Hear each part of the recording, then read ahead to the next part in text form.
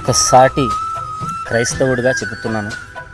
నువ్వు నిజంగా దేవుని విశ్వసించేవాడు అయితే దేవుని సన్నిధిలో సంఘంలో కలిసి ఉన్నప్పుడే కాదు, నువ్వు ఏ స్థలంలో ఉన్నా దేవుణ్ణి జ్ఞాపకం చేసుకోవాలి. నువ్వు ఏ స్థలంలో ఏ పరిస్థితుల్లో ఏ పని చేసినా దేవుణ్ణి స్తుతించగలగాలి.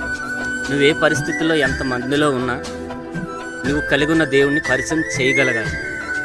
అప్పుడే నీ విశ్వాసం అనేది బలపడుతుంది. దేవుడు అంటారు కదా, నన్ను గణపరచు వారిని నేను గణపరుస్తానని. నేను ఈ ప్రదేశంలో ఎక్కడో ఒక మారుమూల పని చేస్తున్నాను. ఇక్కడ చాలామంది అన్యుల మధ్యలో నేను దేవుని కీర్తన పాడుకుంటుంటే చాలామంది నన్ను అడుగుతూ ఉంటారు. నేను ఉన్నదని బట్టి వారికి నాకు తోచింది పరిశుద్ధాత్మ దేవుడు నాకు కలిగించిన దాన్ని బట్టి, నాకు ఇచ్చిన ఆలోచన బట్టి నేను వారికి చెప్తున్నాను. అది చాలా సంతోషంగా గర్వంగా ఉంది. నేనేం చెప్తానంటే, నువ్వు కూడా ఏ స్థలంలో ఉన్నా దేవుణ్ణి స్తుతించగలిగి ఆయన నామం నీ నోట ఉండగలిగితే ఖచ్చితంగా నీకు కూడా దేవుడు పని అప్పచెప్తారు. కోత విస్తారంగా ఉంది, కొడవలు పెట్టి కోయివారు కొదువై ఉన్నారన్న మాట ఎప్పుడు నెరవేరపడుతుంది?